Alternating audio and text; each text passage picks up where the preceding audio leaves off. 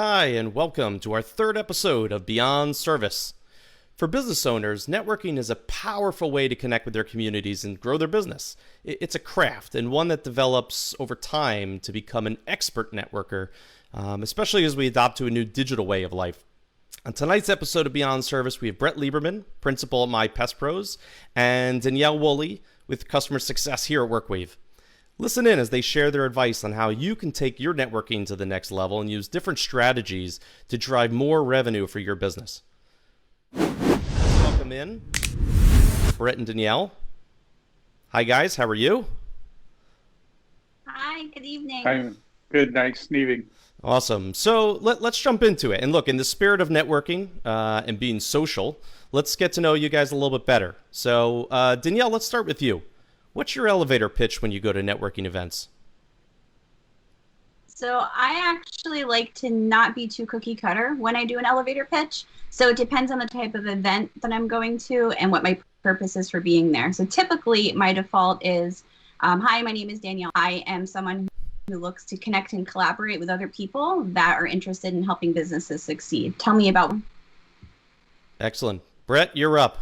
What do you say? And I think a lot like what Danielle said. I always try to make it about the other person. So as she said, tell me about you. So with me being in pest control, a lot of times I would try to make it a little fun. You know, hi, I'm Brett from My Pest Pros. We do pest control. Tell me a little bit about what's bugging you. Try to make it a little light. It's a nice little icebreaker there. And usually somebody has a pest control story or a bug story or something like that. And it just eases into things. Then we get to talk more. It's got to be the most common pun that's in your industry, I'm assuming, or at least top three, maybe, huh? Don't be a pest. All right, there's two. All right, so we'll go to some more fun stuff for at least the audience to get to know you a little bit better. So for Brett, if you could live in any decade, which would you choose?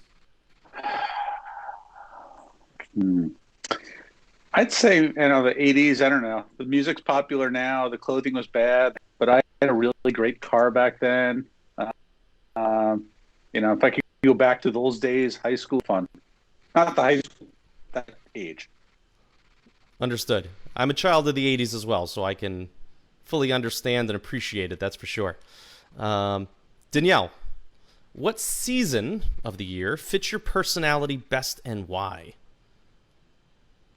This is a good one because it's actually right now, and it is called Locals Summer. So anyone who's familiar with Jersey, it's that time of the year where it's just after Labor Day or right up to Labor Day where everyone who's been kind of taken over our beaches have gone home to live their lives. It doesn't have people around, but it's really nice to enjoy the beach in the cooler times of year. And I actually don't do that great in the sun, so I actually like to hide from the sun. So it's kind of like a fall, summer. It's really like a week or two that I enjoy. That sounds terrible, but that's my answer. Especially up here in New Jersey. Although this week is amazing. I'm not sure down there in Maryland, Brett, but...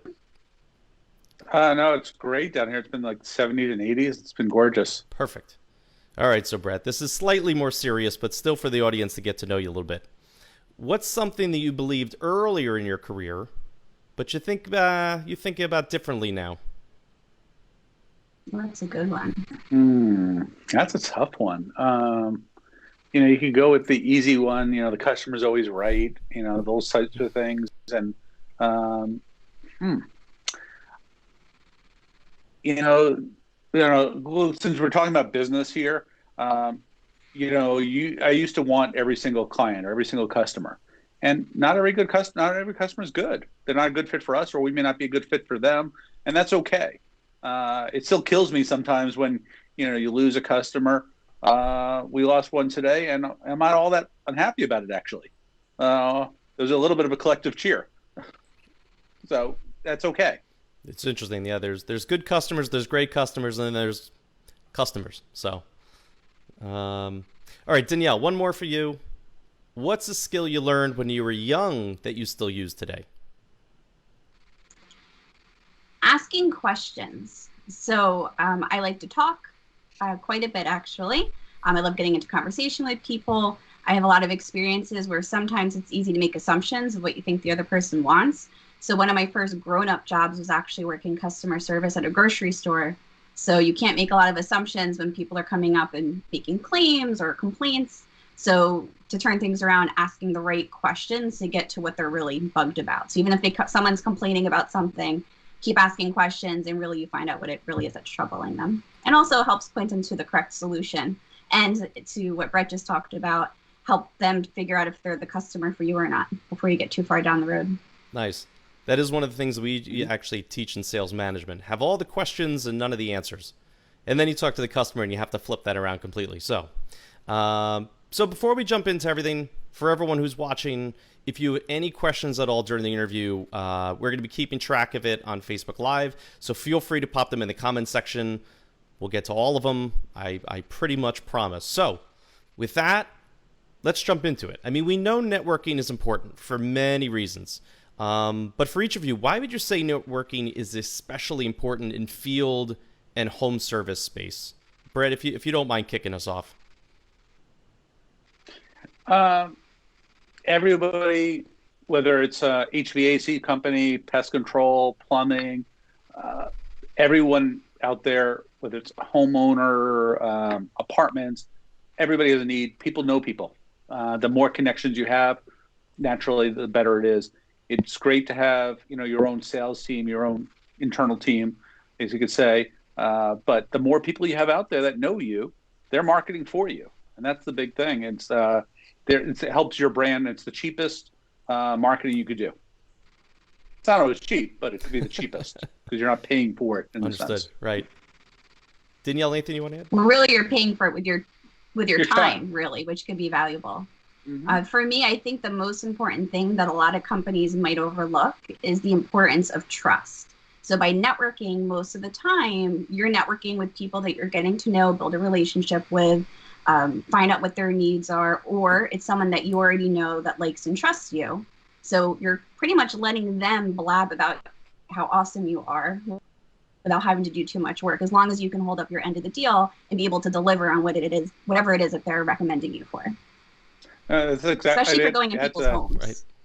I mean, for any business, I'm in a networking group, McLean Business Forum. We meet every week. And, sometimes that could be a grind, but because it's every week and attendance is taken and you only get a certain number of excused absences. But the benefit there is, your presence. People see you, they get to know you, and you are meeting together. You're doing one-to-ones outside of the group. So the more people get to know you, they trust you. They may use you in their own home, their business. We had somebody I know from there referred us to his wife, and his wife now is sending us an email out to all the regional managers about. So things develop from those relationships as people get to know you. People want to do business with somebody they trust. And that group you're speaking of, are there people in there that also they're from other industries? I'm assuming it's not just pest, correct? Correct. This group it's a chapter it's called BNI, Business Networking International, and there's chapters all over the world. But there's a seat for different industries. So there's a digital marketing, there's insurance, and so forth and stuff like that. There's a home services power team where there's a remodeler, painting, different things, people like that. So there's some people in your your power team. I guess in my case, the home services power team. They're more my natural referral partners, but the printer is the guy who does printing and clothing and stuff like that. He's the one who referred us to his wife. So you get a very broad section, cross section, I should say, of industries. Yeah, and I mean that's where I would love to get into because I'm assuming that's pretty important.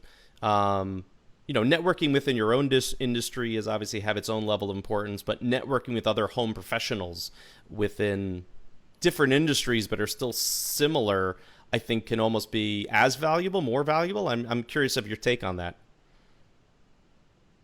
Could be, I'd probably say more valuable because they're going into the same type of environments. It could be an HVAC person.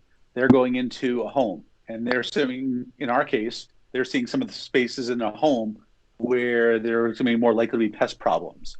It could be a floor refinisher. And if someone's spending $5,000 on a floor, they obviously want to maintain their home. So that's good for us. It could be a landscaper, and landscaping issues have a lot to do with, pest issues. and how water's draining away. So there's a real cross section here, but we get great referrals from all sorts of industries, accountants, real estate agents. It really varies. And I'm able to, through that group and others, I'm able to refer people. I've referred a restaurant owner who was a client to an accountant. So just able to help. I'm able to, it's not just about getting business for us, the networking I do. It's about helping our clients as well. So if I can introduce one of our clients to a CPA or a painter, it helps it maintain their house, which helps us. It's mutually beneficial. It's not always a direct quid pro quo. It may never be a quid pro quo. I might give a referral to Dan, for example, here, and I may never get anything back. That's okay. Sooner or later, things come around. So it's kind of like a giver's gain mentality. No, that's great. That's very true. And you touched on a really good point too, and I'm sure we'll get into this a little bit later, but looking at things as complementary services too.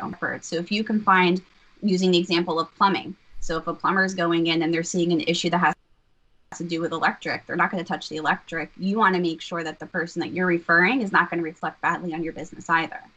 So then if you're able to handle that for the customer, it takes a pain point off of their end, and they may not react to you, but as long as you did right by the customer, it's a really great benefit all around.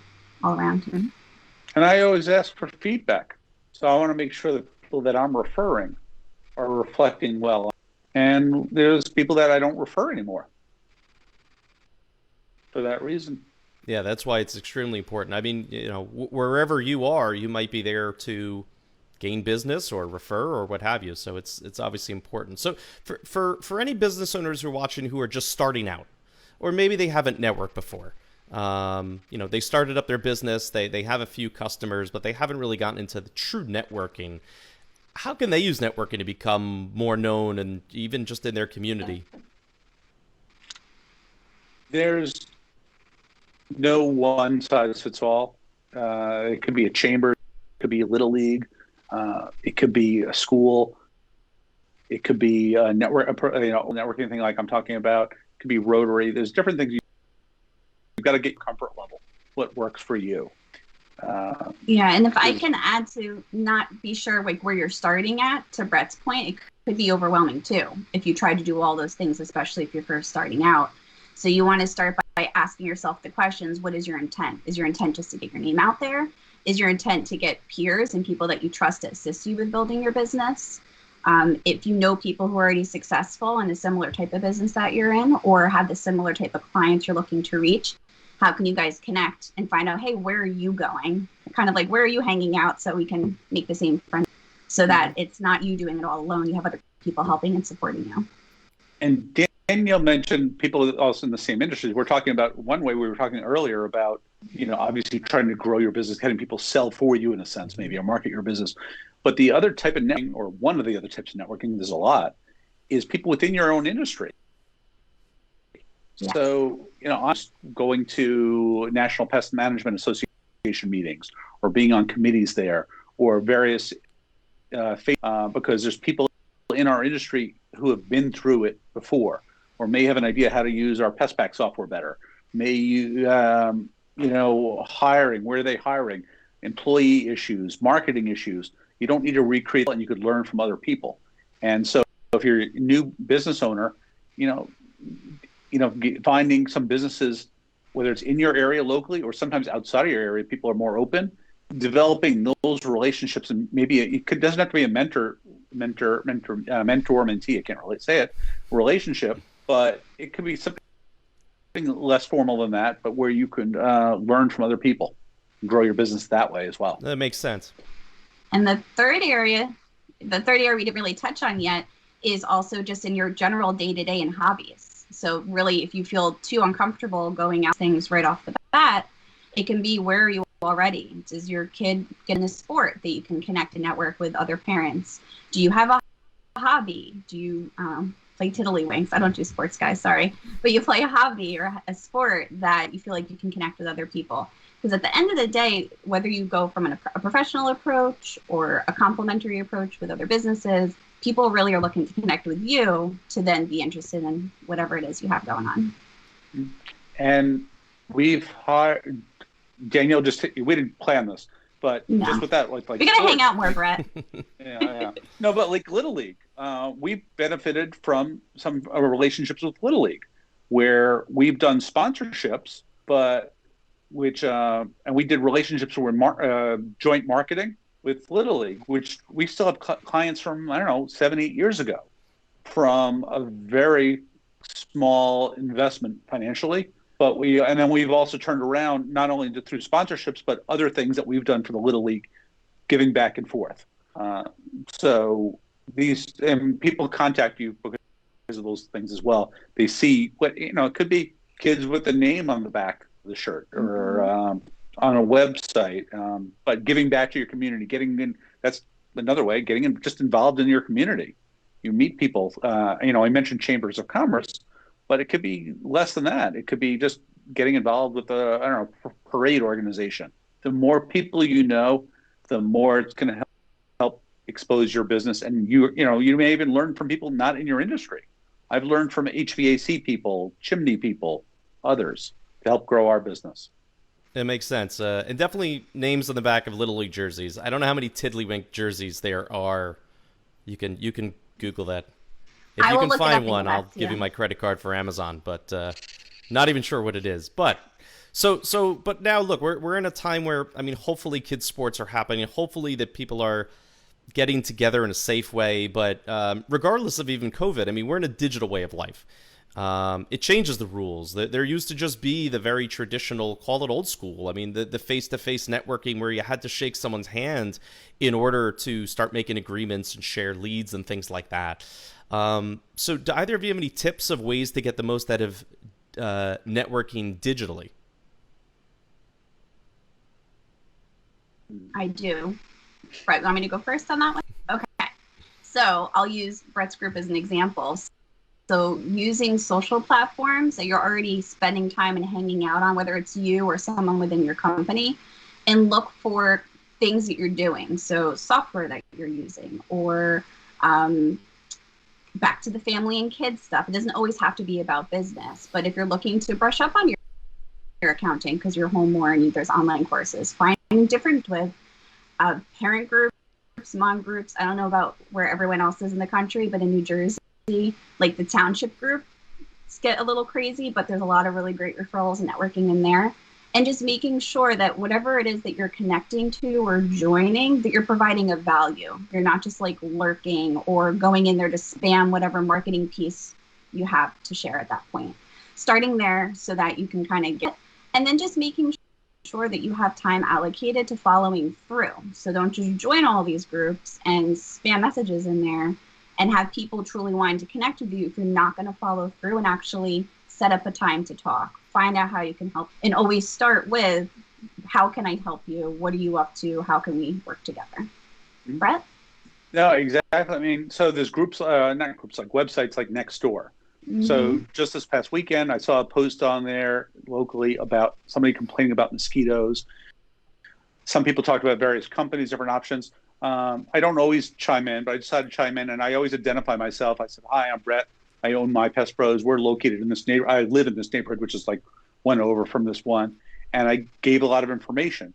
I never solicited for business there, but I did say if you could ever help, give us a call, or any company. I left it open on that, and we get business that way. Facebook. My neighborhood has about 1,500, 2,000 people in a Facebook group. People are constantly asking for recommendations for contractors or shopping or anything. It could be home remodeling or places to get jewelry fixed.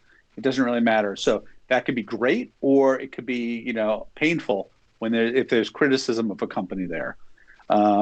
You said something else. I was gonna Facebook groups also. You mentioned the one we have. We've got a Facebook group there's about 600 users of the PestPack software on there. It's a way for people to get help. A lot of times PestPack and WorkWave will give support for, here's how you could do something, but they don't always tell you, because they don't have the experience, and it's going to vary, and it could be 10 different ways to use the software, but you can get real life experiences from somebody who's using it. So I'll use Robert Hicks in Texas. He's helping with somebody on my staff today for about 15 minutes, helping her out with something. Betty Thornton in Texas, also Texas, we just did a call today. It was more just venting. It's that opportunity there to meet with different people that you wouldn't ordinarily connect with. And sometimes we're sharing useful information. Sometimes we're just venting. But it's relationships as well as locally that you wouldn't have otherwise. That's great. And if all of that is something where you're in an area and you're just not in a group, what I've done is I've made my own. But again, make sure you're going to put the right intent behind it and put the work, because Brett, I know it's a lot of work maintaining. But just start with a couple of close people. You could start a little thread together. You can reach out and say, here are certain things in my business that I'm struggling with, or here are the type of people I'm looking to connect with. And just start small and start building a trust in the group around that. Well, and one of you mentioned about, I think it was Mike, about related industries. It doesn't have to be industries. It could be subject matter. So if someone's into farming, I'm just picking something, maybe certain types of animals or something. I don't know what, but stretch. That hasn't come up yet. No, but it's like, I'm in some chicken groups, not for professional reasons, but just I'm in chicken groups. Don't ask. But you never know where things are going to go. And it's, you could build off of these relationships, and that's what you have to think about, whether it's digitally or in person. It's a relationship, and it takes work on both sides. I actually think in a lot of ways it's easier now to connect because everyone's doing it, and it's so convenient. You could do a Zoom call from wherever. Although it's not as, you don't have that personal feeling that you might have. That or technology problems for everyone watching at Facebook as these pictures start moving around a little bit. So everyone is really enjoying that. So Brett, just want to make sure you have at least Betty's support in Texas. She's saying hello from Facebook, and everything Thank you, Betty. Everything is and bigger. I'm chicken liver, Betty. There's plenty of thank yous. I always mess up saying, is it chicken liver or chopped liver? Whatever. I know chopped. I don't enjoy it. But there's plenty of hellos from the Facebook community as well as questions. So I want to go back to one of them, Brett, because we were just talking about from the digital side. Roughly speaking, doesn't have to be exact numbers. What do you think you're doing from like a spend perspective versus an organic, let's call it, in terms of lead gathering between networking versus paid advertising or something on that for your budget purpose? Networking is hard to quantify. I mean, I could give you dollars and the hard dollars. Hard dollars are not the real cost. Danielle mentioned it earlier. It's the time. And every year I run some numbers to see what it's worth and make money on it. I don't make as much as I, would love to make, but we a multiple return, I'll say on that. But are you talking about percentage or or even just percentage of for the amount of business that you're going to get in, that you do get in, what would you say is like a percentage of that you're spending to receive as opposed to receiving because of networking effects that you have? In other words, does a third of your business maybe come in from networking? Does 10% of the business come in from networking? I would say, I was actually looking at general numbers earlier today. I would probably say one way or another, 15 to 20% comes in. And that might not be, it's not always a direct connection, but it's a relationship that a real estate agent, a friend of a friend refers us. So I'd say probably 15 to 20%. That's the estimate, comes from networking one way or another. No, that's huge. I mean, dollars saved. So, no, but Brett, go ahead, Danielle. I'm sorry. I'm going to say but it's dollars, but it's your time. Right. So you do have to evaluate the quality of things. So I've been in networking groups that just did not fit for me. They may work for somebody else. And I think everyone's got to find their comfort level. In that networking group I mentioned earlier, there's a mortgage person there. John does a phenomenal job and makes a phenomenal amount of money of his income through this group. I know other mortgage people that hate this type of group. So you do have to find something that fits your personality and works for you. Sorry, Danielle. Well, I was going to just kind of challenge you a little bit, just because now my brain's kicking in on like the business operations side, is now you can start tracking of the referral. So I know you do that already, but if you're keeping track of the different networking groups and how much time you're spending versus what the output is, sometimes you might actually find that even if the output is low and you're not getting too much money per se, like you just said, the value that you're getting as far as getting other names out there or improvements or tips for your business might outweigh how much actual customers you're getting out of it. Yeah, no, I mean, there are certain things we may not do as a company. Let's say sealing and exclusion. We'll do smaller pieces of that on, say there's damage to a home and something small like holes for rodents that need to be repaired. We might do some of that, but I could refer that to somebody else. And that's not going to give us any business. But if that helps somebody else's business, they'll remember it. It helps our clients, obviously. So it does pay dividends. And there's branding aspects to it as well, because your name's out there. And it's hard to quantify that exactly. Yeah, Brett, you mentioned something I want to go back to. You had said one person in the mortgage industry likes the group, one person in the mortgage industry doesn't like the group. So for the audience, maybe for the people out there who can't talk as much as we, all three of us, like to, and can't speak to everyone like all three of us possibly can. So somebody who's a little bit on the shyer side, for either of you, I mean, any tips or tricks or anything for those people in the audience who need a little bit of assistance in doing some of this networking? Give it time, I'd say. I'm actually, I know this is going to come as a shock to you especially, I'm an introvert. Business-wise, I'm very different. But my ideal Friday night is sitting at home with my iPad, lying in bed. But I would not go out to a networking thing ordinarily. But I think it does help you develop and think about. You started about your elevator pitch. It makes you think about how you're presenting your business. And I've seen people that started very shy, quiet, really develop in some of these groups. But you've got to find what's good for you. An online forum might be better for you, for some people, than going to some of these in-person, well, not that anyone's really doing in-person nowadays, but then some of these in-person things. But there's a lot of different, you've got to find what works for you personality-wise, business-wise. Some businesses, I don't think certain networking groups are great for.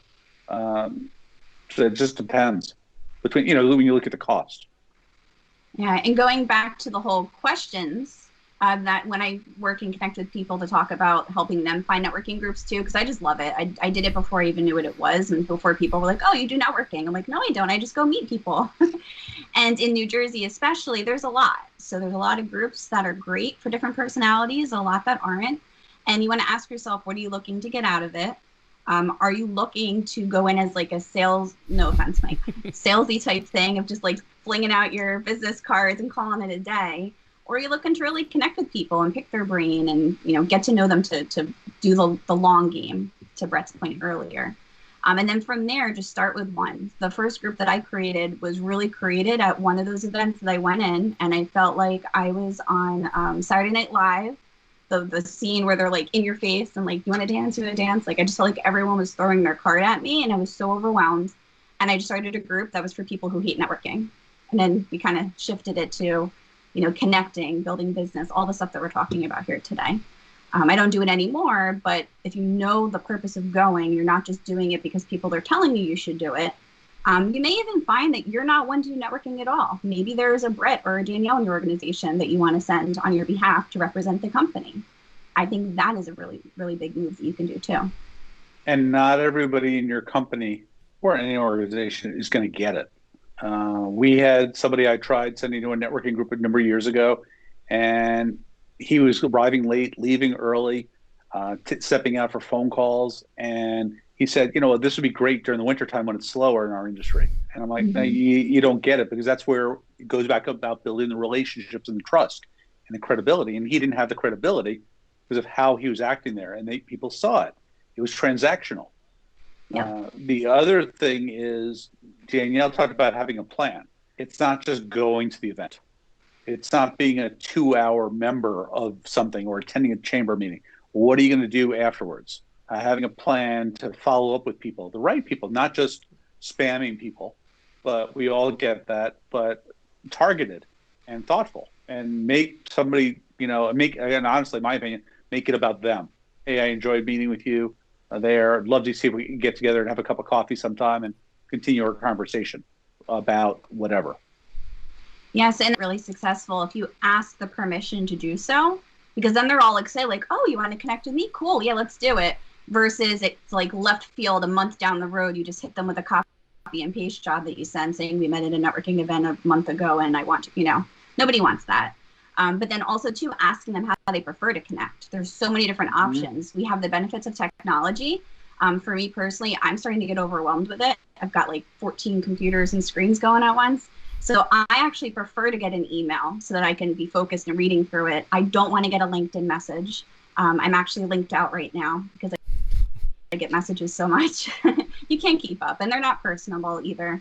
Don't want to be hit through Facebook. And I have other people that say, I hate email. Once I'm done working, I'm not looking at it. So just text me or call me or FaceTime me. So ask them. And then this way you'll have more success at follow-up rates as well that way. Well, and also when you ask for permission, who's going to say no? So you've got their buy-in right there. So that's the first, when you're, even whether you're talking with a regular client, customer, or prospective client, asking their permission. Is it okay if I follow up with you next week? It's the same thing here. Is it okay if after this meeting, if I give you a call or email, text, whatever's best to get together again? If you get their consent, that's step one. Yeah. You guys mentioned a lot of different ways I want to go, but I'm going to take and steal one of the questions on Facebook from, hopefully I'm saying Shaylin. Hopefully I pronounced that correctly. You could tell me in the comments if I butchered it. Yeah. But the question was, people can meet other people, and maybe that's the easier part, is the first meeting of someone. But the difficulty maybe others have is, how do you keep up with that? And what's the best way? And Danielle, it sounds like you touched on a couple, which the first thing is, what's the best way to keep up with you? So that way I'm contacting you the way that you want to be contacted. Some people enjoy the text because it's quicker and it's there. Some people are old school and phone. But are there any other tips that either of you might have for, again, hopefully I'm pronouncing this correct, Shaylin, in terms of the best ways that you can even remember to keep up with individuals who are valuable enough for you to want to keep up with? Sorry, I'm terrible about systems and doing it in an organized way, to be honest. I'd be better if I had some sort of tickler type system in a calendar. Sometimes I will set something, Google or a Siri reminder or whatever, to call Mike in next week about whatever. So use technology if it works for you, or use whatever works for you for that organization purposes. But when you are contacting somebody, even if it's just saying, hey, I just want to check in and see how you're doing, that's okay. But have a purpose. Have some goal. Make sure that goal is not always about selling. It's not about you. It's okay if it's about you, because let's be honest, a lot of people that are watching this are probably in business. And if we're not making money, you're not going to be in business for very long. So you want to grow your business, but you need to be thoughtful about how you're doing it. Method that I follow that might be helpful for some people out there, and it depends too on where your involvement is on social. But going back to the permissions thing, I ask people like where they hang out. I like air quotes too, in case you didn't figure it's Facebook. I just say, let's connect now. If it's LinkedIn, you can actually turn on your location services while you're at an event, and it'll show you everyone who's in that vicinity with you who's on LinkedIn. If you're attending a conference, most of the time they have ways you can connect with the attendees, or you can actually contact the event coordinators in most instances and ask for it. It used to be a lot easier to get that information, but now with people like selling email addresses and getting spammy, it's a little bit more difficult. So as long as you're going in and you're making sure that the person you're connecting with, there's going to be a mutual value. Like, it can't just be that you wanting to make an appointment with them because you feel like you're going to get something from them, because they're going to sense that, and it's going to be difficult to maintain.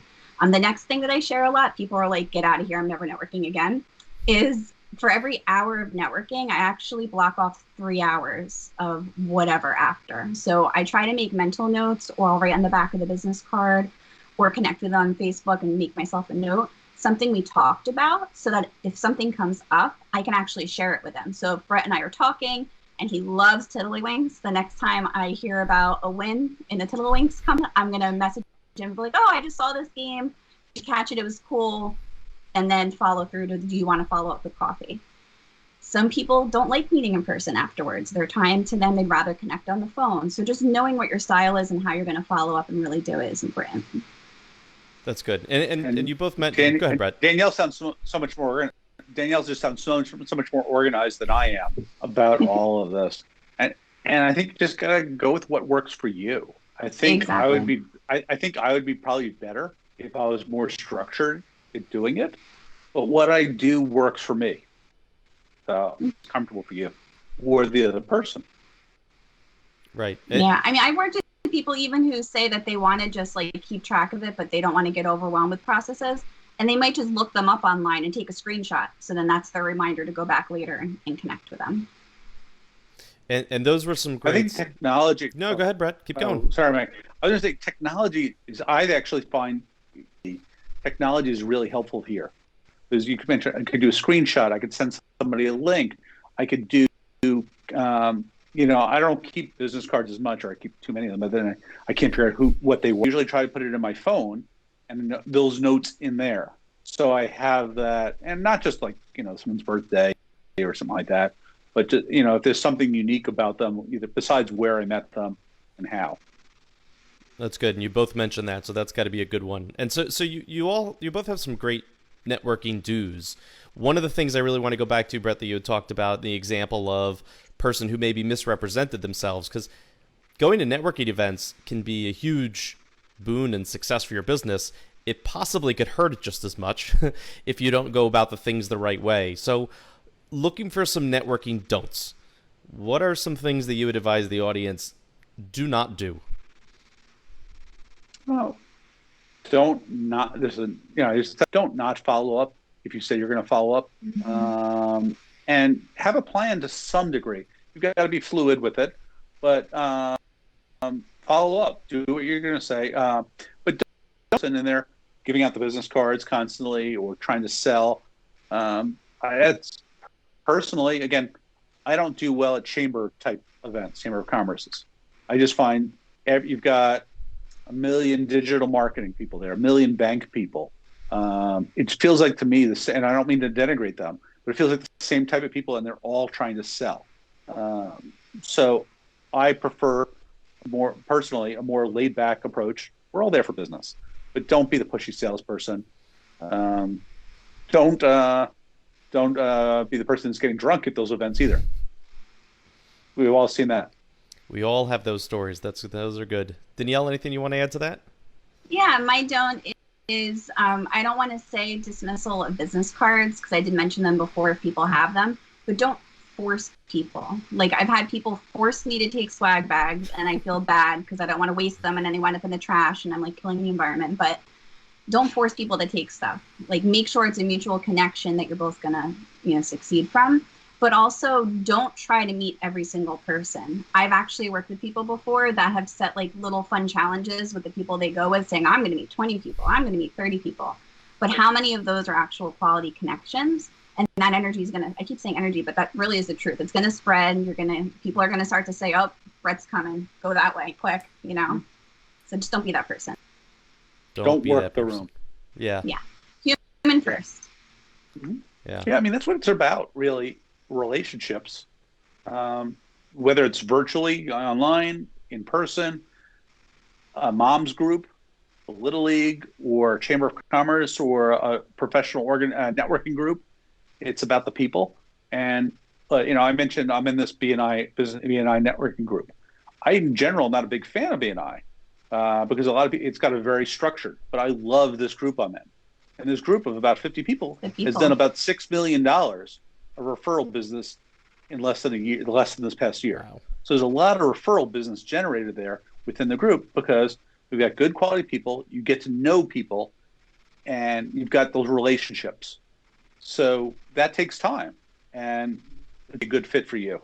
Yeah, and if I can add a technology piece, because I know right now now, technology is a really big piece of what everyone's looking to do and connect. And for some people, it's new. They're not used to networking online, but don't monopolize the conversation. So I know a lot of the times you want to try to get it all out, get your 30-second pitch in, and make sure you've made your presence so you can go tell your boss, like, hey, I was there, I did it. But you want to make sure that you're taking things in, asking questions, providing advice. And a nice tip, especially if it's a meeting through Zoom or one of the Facebook groups, there's a lot of streaming things going on right now, is you can make note of the people that are in the group. You can either export the list from Zoom itself, the chat before you leave, or screenshot. If you're on Apple, it's Command Shift and 4. You could just do a screenshot of everyone that's there and then follow up with them after. Like, allow whoever is there speaking to do their thing and speak. Don't jump in and hijack and then bounce. People are like, what just happened? Because I've seen it. People think, oh, I have 6 Zoom sessions I can go to today to connect. Can't wait, but they really didn't provide any value or get anything out of any of them because they weren't fully present on any of them. Right. It's very transparent when people go in with their MO, whatever it happens to be, in any of the groups that you guys are talking about. But so Danielle, you had said, and this is a question from online, that you've gotten bad swag. What has been your best swag ever? And Brett, you can think of all the pest worlds if you need to, because I'm going to Danielle first. Okay. So Danielle, while you're doing this, I'm jumping around here to get my best swag. I'll be right back. Okay. I don't know if I should be scared. It's Brett. We probably should be. No, I'm wondering what company it's going to be. I'm just curious. But yeah. Go ahead, Danielle. No, it's not bad. So I'm not saying this just because, I worked with WorkWave for over 14 years, but my favorite swag is actually my wine bottle lunch bag cooler that I got from WorkWave for my 10-year anniversary. So it wasn't from a convention, but my favorite convention swag is usually pens. I know some people roll their eyes at pens, but I love them. I feel like I never have one. Like, there's always a dead one somewhere. So I'm actually using a swag pen right now that I got at a conference. Because I'm not nice pens on my own, guys. Brett will see your pen and raise you a baseball. So I was at a conference that PMP magazine did in Florida, I don't know, a year and a half ago, 2 years ago almost. And one of the manufacturers, Nisus, gave out these baseballs. Not that what was really kind of cool. Every single person there, they had it personalized with the company. I don't know if you can see this, the company name. Cool. So that was kind of cool. I mean, honestly, it was kind of neat that it wasn't just about themselves. It was branding for us, and made it a little personalized. Some people might think it's stupid, but my son played baseball, and this was kind of a cool gift. It's why I'll pitch somebody else as like a company I use regularly for gifts for people. It's chocolates, and we put our logo on there as well as the other company's logo on there and give it out to people. So it's a little bit more thoughtful than just giving something with our name on it.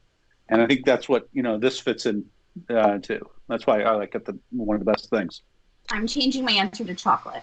First thing that came out of my mouth, but that's always good swag. Send me your email address later and your address, and we'll send you chocolates. Nice.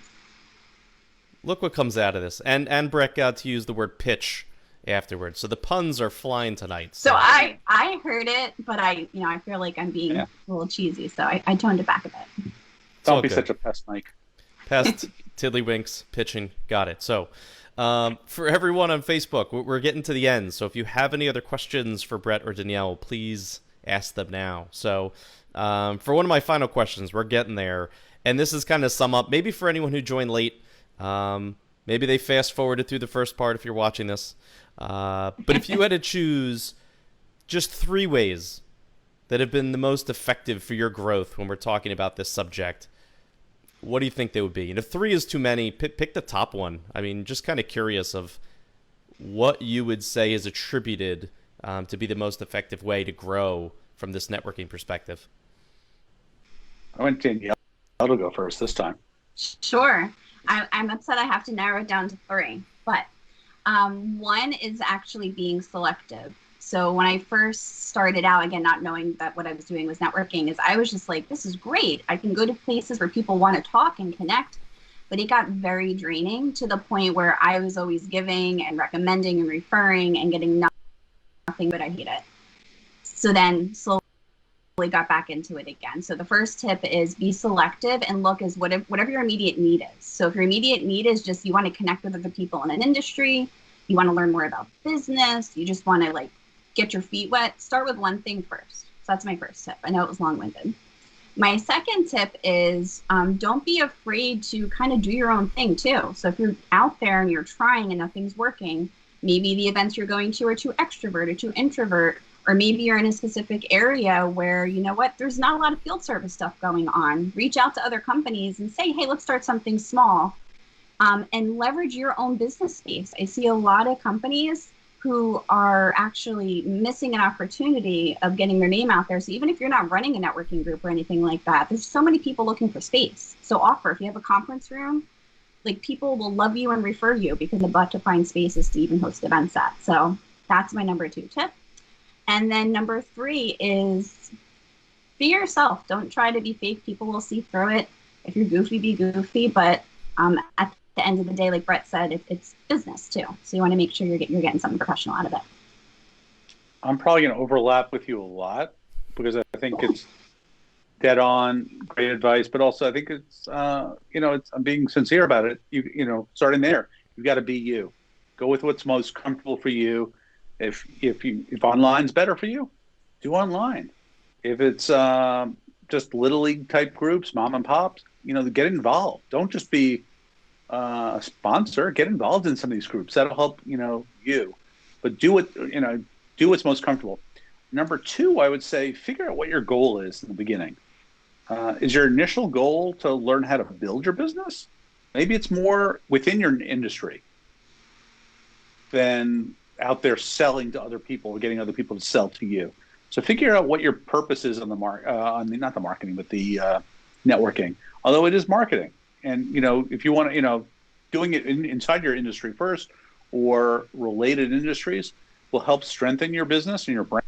And that way, when you do want to go out there, you can do more, and you'll be a more successful company. And then I don't know if I have a number 3. It kind of overlaps I'll with take everything a 3 else. for you if you don't have one.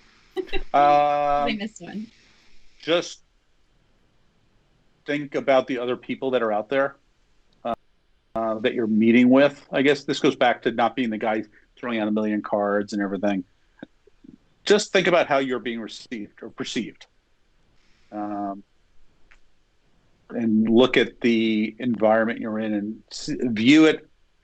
Try to see how they're going to view you if you're coming there constantly pushing, selling, versus being a resource to them. True. And overall, according to Jen Walker, just be memorable, because Danielle will never live down tiddlywinks within the halls of WorkWave from now until whenever. So, Nice. So I've gone through all the questions. Danielle, I have one more for you that's slightly off topic. But Brett, before we say goodbye, any questions we didn't ask or any other pieces that you want to share? No, I think we covered a lot. I think you just got to go with your style. If you have, and Danielle's more organized than I am, I think, about how I go about it. If that's how you are, I think that's better. I think I could benefit from that, being more organized. But I don't want to force myself to do something that's not comfortable, because it's just not going to work for me. Similarly, if whatever type of networking you do for your business, it's got to be comfortable for you. And how you've grown your 100%. And Brett, you might even find too that, going back to the whole permission thing, maybe you put it on there, and then if the connection or the relationship's meant to be, it's meant to be. And then you can just kind of, I don't want to say wash your hands, but take it off your list altogether and just say like, hey, being completely real with you, I would love to connect more. I'm not so organized. How about you give me a call next week? And then there you go. Yeah. And Brett, you've grown your business so big. You've figured a lot of it out. So yeah, I appreciate your time, and you're going to stay on camera. I that's very kind of you, Mike. But I think we're always kind of figuring it out, and lots of room for improvement among everybody. Always is. So we're going to keep you on camera so you can smile and nod as I ask Danielle, because Danielle, play baseball. yeah, sure. not to be put on the spot or anything, but I'm ready. Well, I mean, you're going to be presenting our user conference, which, of course, is going to be virtual this year. And we know one of the many reasons that customers look forward to user conference, not only to interact with you, but the ability for them to interact with each other. So circling back to ways that we all digitally connect, how can our attendees at our user conference easily connect with each other and our team? So this is actually really cool because we are using a software called Hoova, and it's actually built in already. So for those who, loved connecting and networking, but maybe got monopolized in the corner with 2 or 3 people that they were catching up with the Hoova app, you can actually see everyone that's attending the conference. You can actually see everyone who's going to be presenting. There is a community section where we can actually have different topics and threads where you can actually provide feedback of what you're looking to get out of it, what topics you're interested in, even after looking at the agenda and kind of getting like an inside peek ahead, I guess I would say. And then also, too, it's smart enough to know that if you put in, like I went to Ride University, I love cats in case I didn't come up yet, rescue animals, travel. So if I have all that stuff on my profile, it's going to be smart enough to say like, hey, wait a minute, you and Brett both like tiddlywinks. I'm sorry, this is going to go on forever. And it's going to recommend us to connect with one another. So it's going to do part of the work for us. And I'm excited about the forum part of it too. So we can get to know each other ahead of time, ask questions, and even afterwards get connection info so that it's not just about learning, but also building relationships too. Awesome. Well, Brett, Danielle, thank you so much for joining us. Thank you for your time tonight. And for everyone who's watching, if you have not yet registered for our user conference, there's going to be a link in the show notes to learn more. And you can register today we have over 40 live and on-demand sessions to look at. So taking a look at our upcoming events, in addition to the user conference, this is what we have looking into the next few months. Nexstar, then of course Pest World, Home Delivery World, and ISSA. So stay tuned for more details on these. And if you'd like more information, feel free to reach out to our amazing events team at events@workwave.com. With that, thank you, everybody, so much for joining us. We hope you gained some amazing tips on helping to build your network. Join us again in October, very soon, where we begin to talk to Zebra Technologies, which is a Workwave partner, about how e-commerce has driven customer expectations high and resulting in faster field service operations, and how field service service businesses can stay ahead of their competition. So hope to see you then. Thanks, everyone.